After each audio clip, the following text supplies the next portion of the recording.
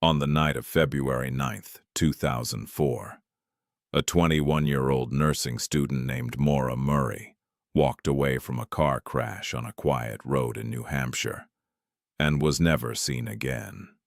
No body, no trace, no explanation. What makes this case so deeply unsettling is not just that she vanished, it is that everything about the hours before her disappearance suggests she planned to disappear. She had withdrawn $280 in cash. She had emailed her professors, saying there had been a death in the family. But there had been no death. She had searched online for directions to a remote cabin, and then, on a dark road in the middle of winter, her car hit a snowbank. A witness offered to call police, and Maura Murray said, "No, thank you. I already called." She had not called anyone. When police arrived 9 minutes later, she was gone. Into the trees, into the night, into nothing. Over the past 2 decades, investigators, journalists, and thousands of amateur detectives have tried to piece together what happened to Maura Murray. Some believe she staged her own disappearance and built a new life somewhere far away. Others believe someone stopped on that road before the police arrived, someone whose intentions were not good. A few believe the woods themselves swallowed her whole, that she wandered into the cold and never found her way back out. Her father has never stopped looking. Her case has never been closed. But here is what we know for certain. A young woman with her whole life ahead of her chose that night, on that road, to vanish. Whether that choice was hers alone, or whether something darker took that choice away from her, is a question that has haunted everyone who has ever heard her name. Stay with me, because this story does not end where most people think it does. Maura Murray grew up in a small town in Massachusetts, the kind of town where everyone knows everyone, and ambition feels like a foreign language. She was different. She was driven. She earned a spot at the United States Military Academy at West Point, one of the most competitive institutions in the country, before transferring to the University of Massachusetts Amherst to pursue nursing. By all accounts, she was sharp, determined, well-liked, but in the months before her disappearance, something shifted. There were small incidents, a minor shoplifting charge, a fender bender she did not report, a difficult phone call with her boyfriend. The night before she vanished, people who knew her say she seemed stressed, distracted, like someone carrying a weight she could not put down. On February 9th, a Sunday, Maura left her dormitory with a box of belongings packed into her car. She stopped at an ATM and withdrew the last of her money. She sent emails, she made calls, and then she drove north, alone, in winter, toward the White Mountains of New Hampshire. No one knows why she chose that direction. No one knows who, if anyone, she was going to meet. What we do know is that she had done this before. Maura had a habit of disappearing into her own world when things became too heavy. Friends described her as someone who smiled through the pain, who kept her struggles hidden beneath a surface of confidence and warmth. She was the kind of person who carried everything alone and told no one. In the weeks leading up to February 9th, those who were close to her noticed something different. She was quieter than usual, more withdrawn.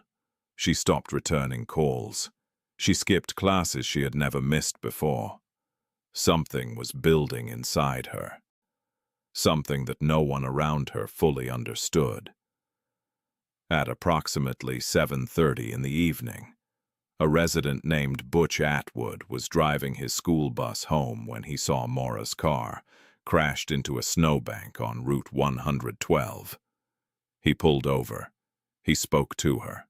She seemed calm, he later said. Almost too calm. He offered to call for help. She declined. Butch Atwood went home and called the police anyway. When the first officer arrived, the car was there. The hazard lights were on. A bottle of wine was open on the passenger seat. Maura Murray was not there. She had vanished into 800,000 acres of wilderness in the middle of a New Hampshire winter. The search began immediately and found nothing. No footprints that led anywhere useful. No clothing caught on branches. No signs of struggle. Nothing. What investigators did find raised more questions than answers. Inside the car, there was no cell phone, no purse, no identification. It was as if Maura had taken only what she needed, or only what she wanted them not to find. In the weeks that followed, cadaver dogs hit on a scent near the road but lost it quickly. A witness reported seeing a man and a woman near a pickup truck close to the crash site that same evening, but this lead was never fully resolved. Another witness claimed to have seen a woman matching Maura's description, walking along the road, moving fast, moving with purpose. But purpose toward what? The FBI became involved. The case attracted national media coverage, and still nothing. Search teams combed through miles of dense forest. Divers searched nearby rivers and lakes. Volunteers from across New England came to help. For weeks, then months, the search continued, and every time, the answer was the same. Nothing. The silence of those woods was total, and it has never broken. Over the years, 3 main theories have emerged. The first is that Maura Murray chose to disappear. That the stress of her life, academic pressure, relationship problems, financial difficulties, had become too much, and she used the accident as an opportunity to start over somewhere new. Proponents of this theory point to the cash withdrawal, the packed belongings, the false email to her professors. They argue that a woman walking into those woods in February was not running away from something. She was running toward something, a plan she had been building. For weeks. People who believe this theory point to something else as well. Maura had researched vacation rentals in the White Mountains in the days before she disappeared. She had looked up bus schedules. She had printed directions to areas she had never visited before. This was not a woman acting on impulse. This was a woman making a plan. The second theory is darker.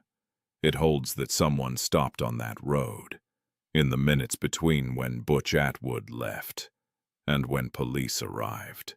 Someone who saw a young woman alone in the cold and made a choice that ended her life. The timeline, 9 minutes, was more than enough time for something terrible to happen. New Hampshire in 2004 was not without its dangers, and the road where Maura's car was found, Route 112, was known locally as a place where trucks moved through in the night, where strangers passed without stopping, except when they did. Investigators looked closely at several individuals over the years. Names were whispered in online forums. Theories were built and dismantled, but no charges were ever filed. No one was ever arrested, and the road kept its silence. The third theory is the simplest, and perhaps the most heartbreaking, that Maura walked into the woods, disoriented, in shock from the accident, possibly having consumed alcohol, and that the cold and the dark took her before she could find her way back to the road.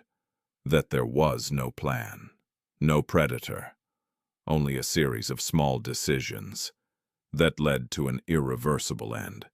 In February in New Hampshire, the temperature drops fast after dark.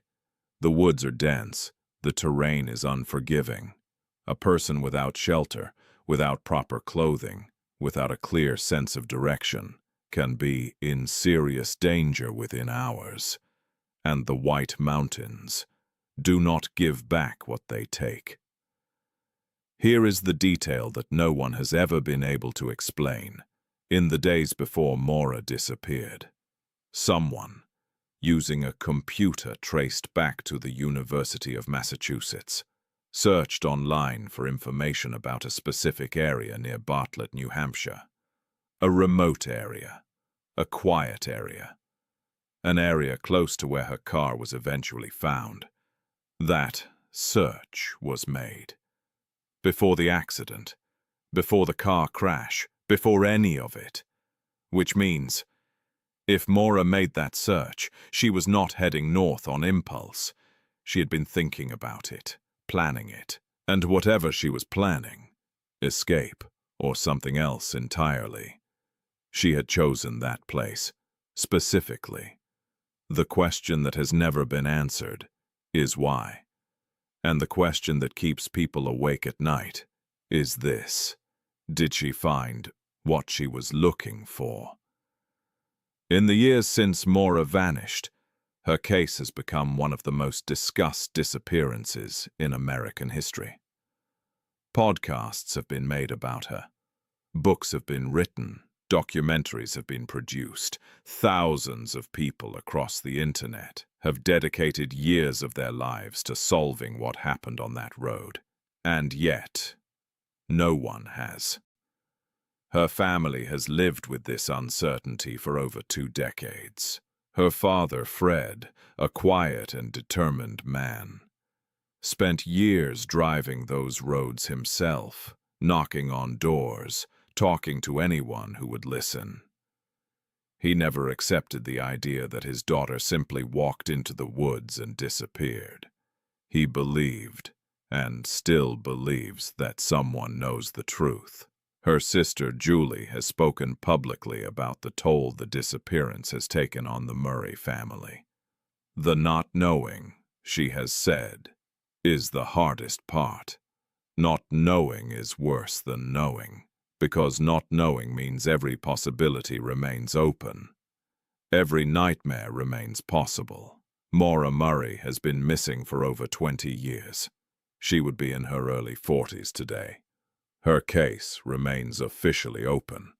Her family has never accepted any of the theories. There are people who believe she's alive somewhere, living under a different name, having made the choice to leave everything behind. There are people who believe her remains are somewhere in those 800,000 acres, waiting to be found.